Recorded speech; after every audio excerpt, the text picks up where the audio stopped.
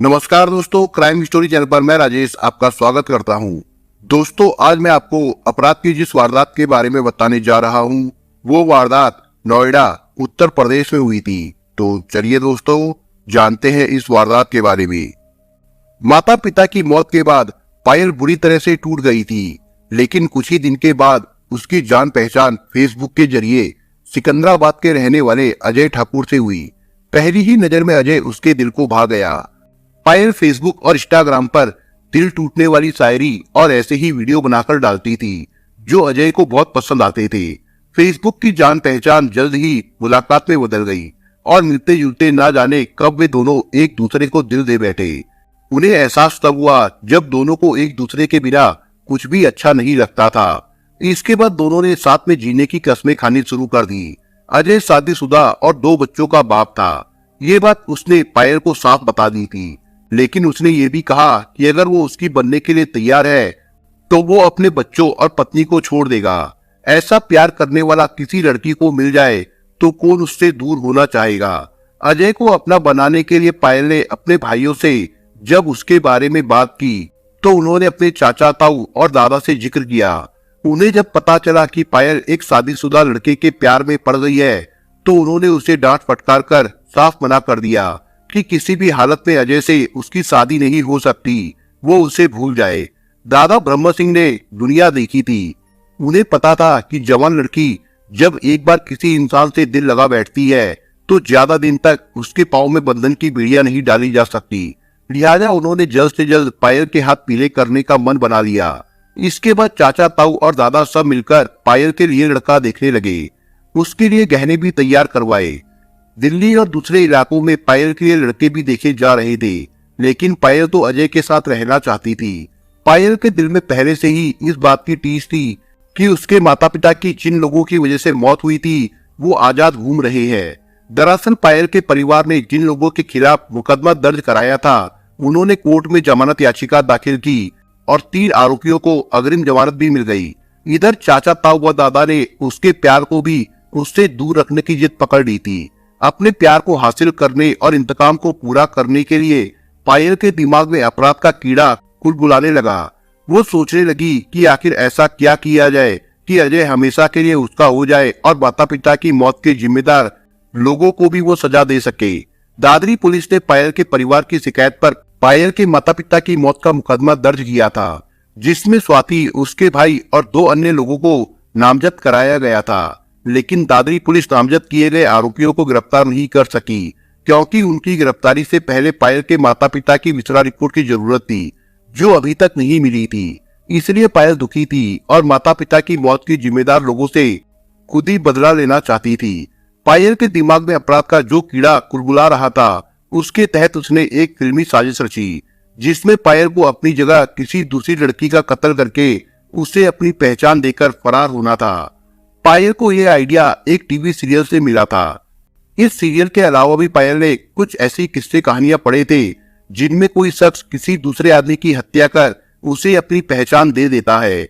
इसी से प्रेरित होकर पायल ने भी अजय ठाकुर से कहा कि अगर वो उसकी मदद कर दे तो 2 काम एक साथ हो सकते हैं।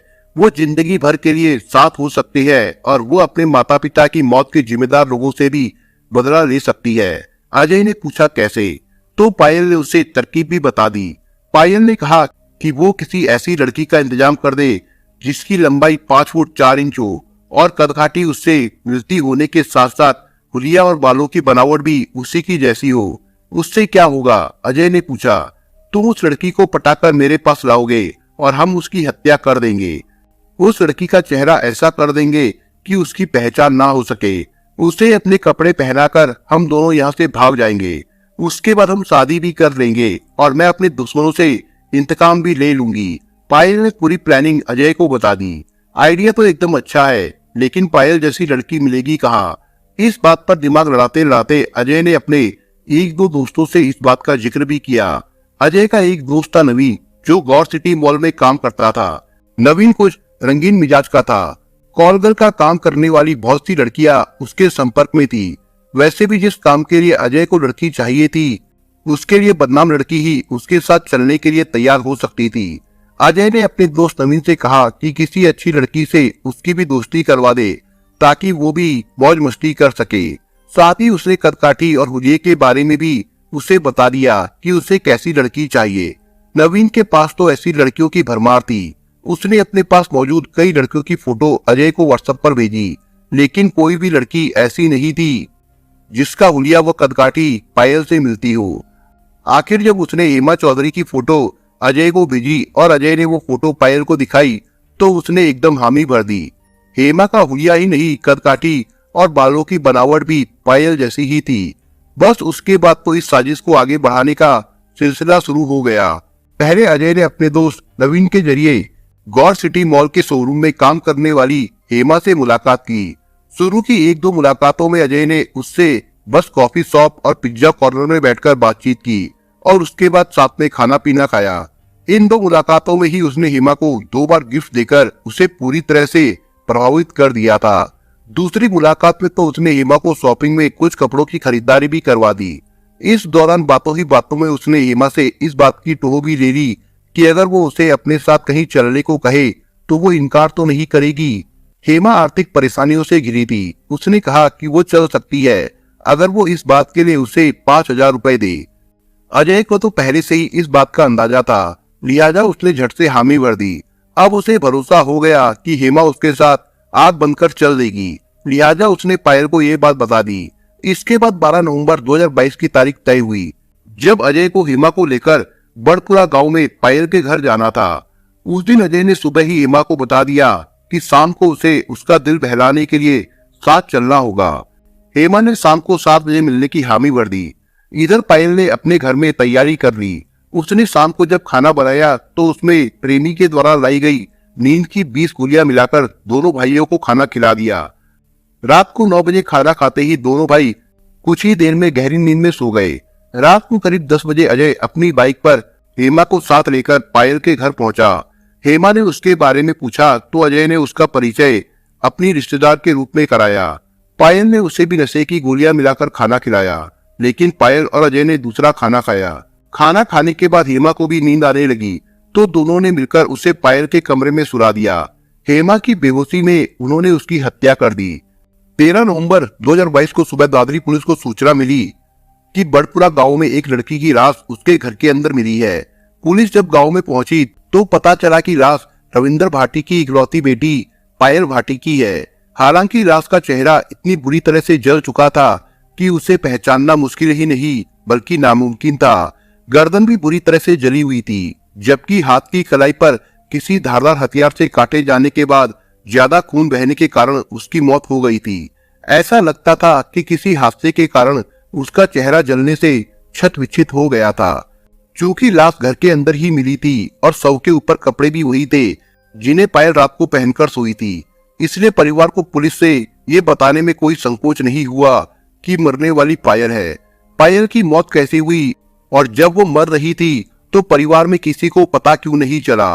परिवार वालों से जब पुलिस ने ये सवाल किया तो इसका उत्तर भी पायल के भाइयों ने बड़े वाजिब तरीके से दिया।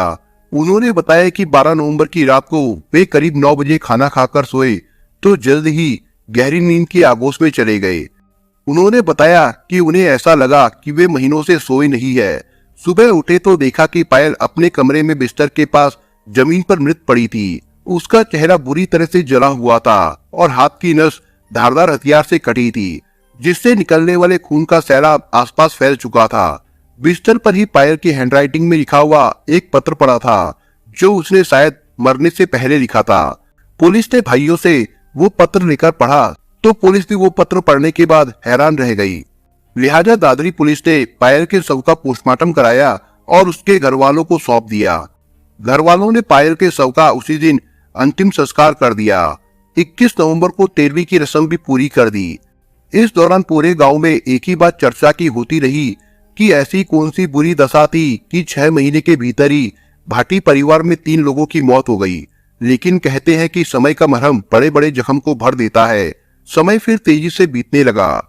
जिस वक्त दादरी थाना क्षेत्र के बड़पुरा गांव में ये हादसा हो रहा था, उसी दिन बिसरक थाना क्षेत्र के सूरजपुर से एक युवती हेमा चौधरी अचानक रहस्यमयी ढंग से लापता हो गई थी।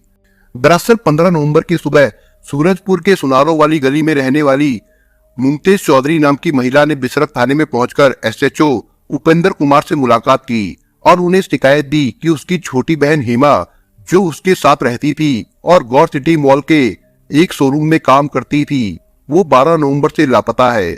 मुमताज ने बताया कि उसकी बहन हेमा ने शाम को उसे फोन करके बताया था कि वो एक सहेली के बर्थडे पार्टी में जा रही है, रात को घर नहीं आएगी।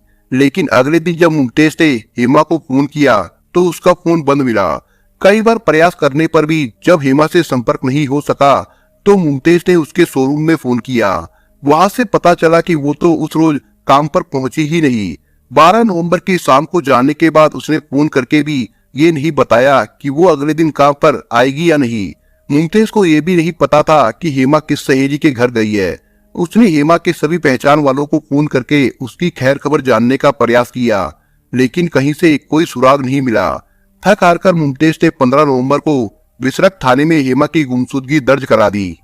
एसएचओ उपेंद्र कुमार ने हेमा की गुमशुदगी का मामला दर्ज करवाकर एसआई उपेंद्र को जांच सौंप दी।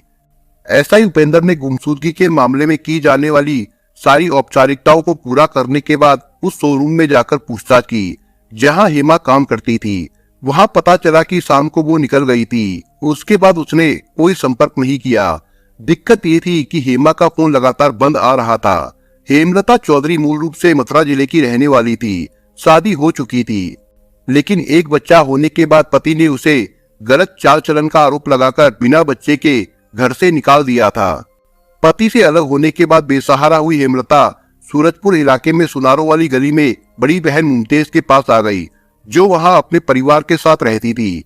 गुजर बसर के लिए हेमा कुछ महीने पहले ग्रेटर नोएडा के गौर सिटी मॉल के एक शोरूम में सेल्स गर्ल की नौकरी करने लगी। इधर एसआई उपेंद्र ने जब गुमशुदगी की जांच को आगे बढ़ाते हुए हेमा के फोन की कॉल डिटेल्स निकलवाई तो पता चला कि उसके फोन की आखिरी लोकेशन बड़पुरा गांव में रविंद्र भाटी के घर पर थी। कॉल डिटेल्स की जांच से यह भी पता चला कि उसकी आखिरी बातचीत जिस नंबर पर हुई थी वो नंबर बुलंदशहर में रहने वाले किसी अजय ठाकुर का था। अजय ठाकुर की लोकेशन भी उस वक्त बड़पुरा में वहीं पाई गई जहां हेमलता के फोन की थी। एसआई उपेंद्र सबसे पहले बड़पुरा में रविंद्र भाटी के घर पर पहुंचे। वहां पहुंचने के बाद पता चला कि 12 नवंबर की रात को तो परिवार की बेटी पायल की मौत हुई थी। एसआई उपेंद्र समझ नहीं पा रहे थे कि आखिर हेमलता इतनी दूर से वहां किससे मिलने आई थी, क्योंकि पायल के दोनों भाई भी इस बात से इनकार कर चुके थे कि वो हेमा को जानते हैं।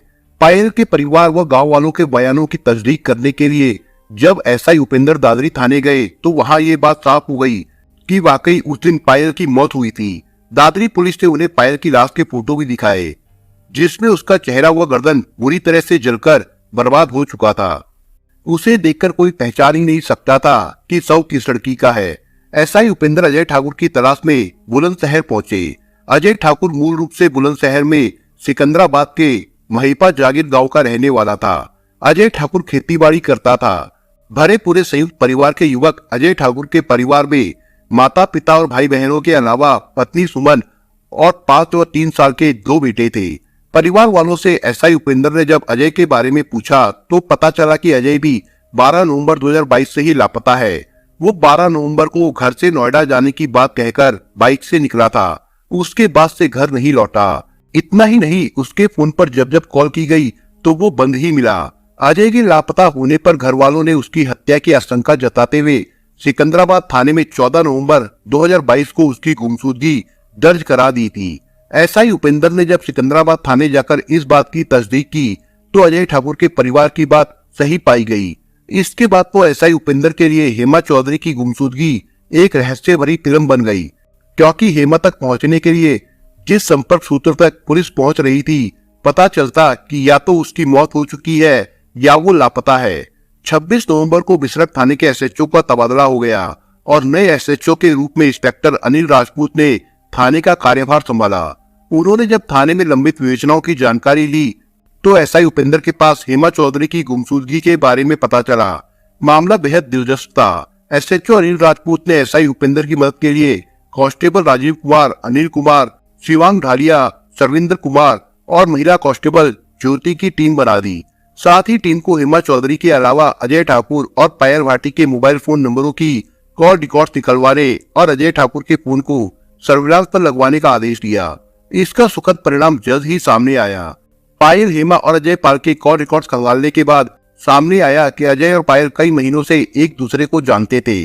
दोनों के बीच में कई बार लंबी लंबी बातचीत होती थी। पिछले कुछ दिनों से अजय हेमा से भी उसके फोन पर बातचीत कर रहा था।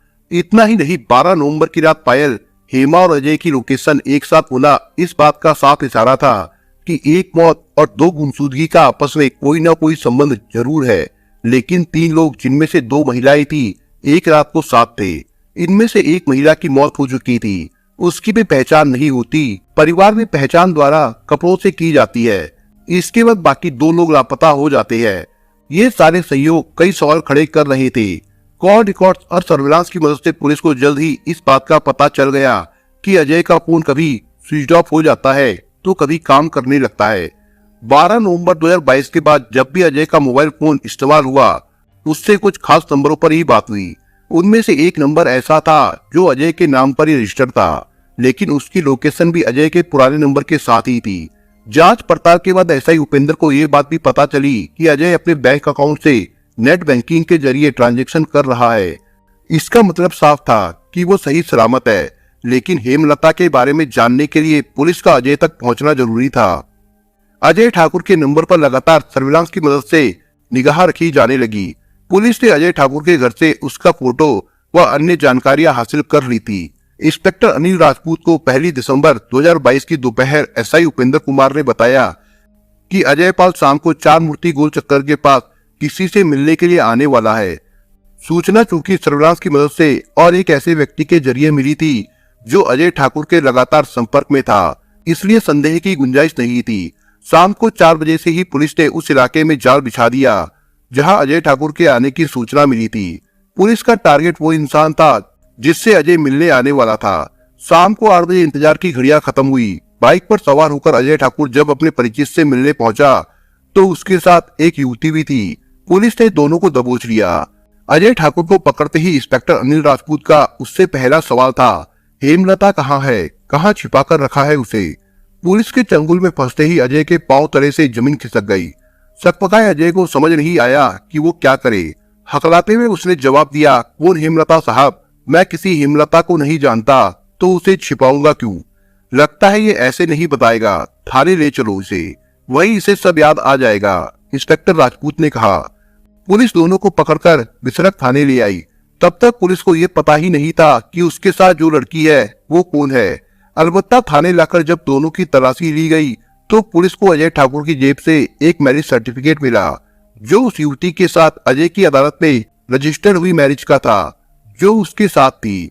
सर्टिफिकेट पर अजय के साथ युवती का नाम पायल लिखा था। मैरिज सर्टिफिकेट देखकर अनिल राजपूत का दिमाग भी घूम गया, क्योंकि शादीशुदा अजय ठाकुर अपनी पत्नी और बच्चों के रहते दूसरी शादी कैसे कर सकता था। इंस्पेक्टर राजपूत का दिमाग घूमने की सबसे बड़ी वजह ये थी कि जिस लड़की से उसने शादी की थी वो पायल थी, वही पायल जिसके घर के पास हेमलता और राकेश के फोन की लोकेशन मिली थी जिस रात वो गायब हुई थी। सबसे हैरानी की बात तो ये थी कि पायल की तो मौत हो चुकी थी। अगर पायल सही सलामत है तो उसके घर में जो लड़की मृत पाई गई थी वो कौन थी? एसएचओ अनिल राजपूत ने महिला पुलिस के माध्यम से पायल के साथ पूछताछ की और उसके परिवार की जानकारी लेकर बड़पुरा गांव से उसके भाइयों व दादा को बुलवा लिया। थाने में आने के बाद जब परिवार ने पायल को जिंदा देखा तो सबके पांव तले से जमीन खिसक गई। घर की जिस बेटी को मृत समझकर वे उसका अंतिम संस्कार कर यहाँ तक की 13वीं कर चुके थे, वो आखिर जिंदा कैसे हो गई? उन्होंने इंस्पेक्टर को पायल की मौत के बारे में सब कुछ बता दिया तो माजरा कुछ कुछ उनकी समझ में आ गया। अजय ठाकुर और पायल भाटी से जब सख्ती से पूछताछ की गई तो सारी कहानी सामने आ गई। पुलिस पूछताछ में सामने आया कि पायल भाटी ने कैसे अपने प्रेमी अजय ठाकुर के साथ जिंदगी बिताने और अपने माता पिता की मौत के जिम्मेदार लोगों से इंतकाम लेने के लिए एक फिल्मी साजिश रचकर एक बेगुनाह लड़की का कत्ल कर दिया। इसके बाद उसकी लाश को अपनी पहचान देकर खुद को मरा हुआ साबित कर दिया। पायल और अजय ठाकुर से पूछताछ के बाद इंस्पेक्टर अनिल राजपूत ने एसीपी अरविंद कुमार और एडिशनल डीसीपी साद मियां खान को विस्तार से इस पूरे घटनाक्रम के बारे में बताया। वे भी तत्काल थाने पहुंच गए। जिस हेमलता की वे गुमशुदगी मानकर तलाश कर ही रहे थे उसकी हत्या हो चुकी थी। इतना ही नहीं, उसके शव का अंतिम संस्कार भी हो चुका था। लिहाजा पुलिस सबूतों की तलाश में फॉरेंसिक टीम को लेकर पायल के घर पहुंची। टीम ने उसके पूरे घर के साथ उसके कमरे को बारीकी से खंगाला, जहां हेमलता की हत्या कर उसे अपने कपड़े पहना दिए गए थे। वारदात के 18 दिन बीत जाने के बाद भी पुलिस को पायल के घर की सीढ़ियों से खून के कुछ सूखे हुए निशान मिल गए, जो शायद हेमा के खून के थे। पुलिस की पूछताछ पर पायल ने बताया कि उसी के कहने पर अजय ने एक तमंचा और 10 कारतूस खरीद लिए थे, ताकि पायल अपने दुश्मनों को मारकर अपना इंतकाम पूरा कर सके। दरअसल पायल के भाई अरुण की शादी उसकी बुआ के बेटे सुनील ने करवाई थी, जो दादरी में रहता था। सुनील ने शादी के लिए पायल के पिता रविंद्र भाटी को 5 लाख रुपए उधार दिए थे। पायल का मानना था कि फुफेरे भाई सुनील के कारण ही उसके भाई की शादी एक गलत लड़की से हुई थी। उसकी भाभी की बुआ का बेटा सुनील, उसकी भाभी स्वाति व भाभी के 2 भाई कौशिंद्र व गोलू की प्रताड़ना की वजह से उसके माता पिता की मौत हुई है। ये चारों न केवल उसके परिवार की बर्बादी का कारण थे, बल्कि सुनील अपनी उधार की रकम के लिए रविंद्र भाटी पर दबाव डालने के साथ बिरादरी में उनकी बदनामी भी कर रहा था। इसलिए माँ बाप की मौत का जिम्मेदार मानकर पायल इन चारों की हत्या करना चाहती थी। पायल सबसे पहले अपनी भाभी के भाई गोलू की हत्या करना चाहती थी। उसने अजय के साथ बाइक से 3 बार उसका पीछा भी किया था, लेकिन उन्हें मौका नहीं मिला, इसलिए वे उन्हें मार नहीं सके। पायल और अजय अपने चारों टारगेटों की हत्या करने के बाद यूपी छोड़कर कहीं दूसरी जगह जाकर बसने का प्लान बना चुके थे। इसलिए दोनों ने अपनी थोड़ी बहुत पहचान छिपाकर सनातन धर्म मंदिर में जो शादी की, उसमें अपने सही नाम लिखवाए। जिस दिन वे गिरफ्तार हुए थे, उस दिन वे मेरठ से अपनी इसी शादी का अदालती रजिस्ट्रेशन सर्टिफिकेट लेकर आ रहे थे। पुलिस अगर पायल की मौत, हेमलता और अजय ठाकुर की गुमशुदगी को एक साथ जोड़कर जांच को आगे नहीं बढ़ाती, तो इस फिल्मी अपराध की गुत्थी कभी नहीं सुलझती। इसे सुलझाने में पुलिस को अजय ठाकुर के एक ऐसे दोस्त की मदद मिली, जो अजय के लगातार संपर्क में था। उसी की मदद से पुलिस दोनों को गिरफ्तार कर सकी। फरार होने के बाद पायल अपने फोन में उस दूसरे सिम का इस्तेमाल कर रही थी, जो अजय ने पहले से अपने नाम से खरीदा हुआ था। ये नंबर उसके घर वालों के पास भी नहीं था। पायल की गिरफ्तारी के बाद पुलिस ने पायल और उसके प्रेमी अजय ठाकुर की निशानदेही पर हत्या के इरादे से खरीदे गए तमंचे के अलावा हेमा की नस काटने में प्रयुक्त चाकू, हेमा का खून, घड़ी और उसका बैग भी बरामद कर लिया। एडीसीपी ताज मियां खान ने हत्याकांड का खुलासा करने वाले एसएचओ अनिल राजपूत की टीम को इनाम देने की घोषणा की है। विस्तार से पूछताछ करने के बाद दोनों आरोपियों को न्यायालय में पेश करके रुखसर जेल भेज दिया गया था।